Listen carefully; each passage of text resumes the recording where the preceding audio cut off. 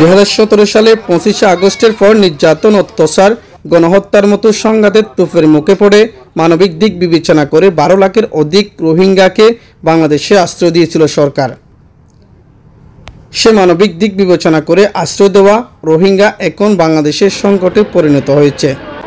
তারা বিভিন্ন অপরাধ কর্মকাণ্ডের সাথে জড়িয়ে কোন অপহরণ, মানব পাচার, ডাকাতি, ইয়াবাসহ বিভিন্ন মারাত্মক কাজের সাথে জড়িত রোহিঙ্গারা। উখিয়া টেকনাফে 33টির অধিক রোহিঙ্গা শিবিরে ক্যাম্প রয়েছে। আশেপাশে যারা বাংলাদেশি রয়েছে তাদের মাঝে আতঙ্ক বিরাজ করছে, যার কারণে তাদেরকে বিভিন্ন উপায়ে ইতিপূর্বে প্রত্যাবাসন করার জন্য বিভিন্ন কার্যক্রম চালিয়ে গিয়েছিল, কিন্তু একটাও সফল হয় নাই।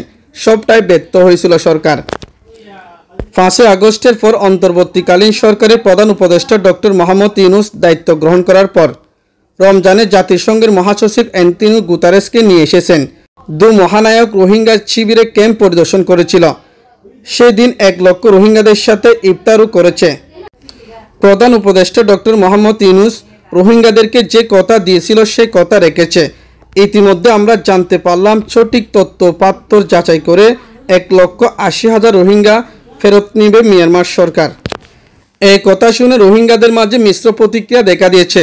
তবে অনেক রোহিঙ্গা বলছে মিয়ানমারের আরাকান রাজ্য জান্তা সরকারের হাতে দখলে নেই। জান্তা সরকারকে পরাজিত করে আরাকান রাজ্য, আমাদের পূর্বস্থান এখন আরাকান আর্মি নিয়ন্ত্রণ করছে। রোহিঙ্গারা বলছে আমাদেরকে ফেরত নিয়ে কোথায় রাখবে?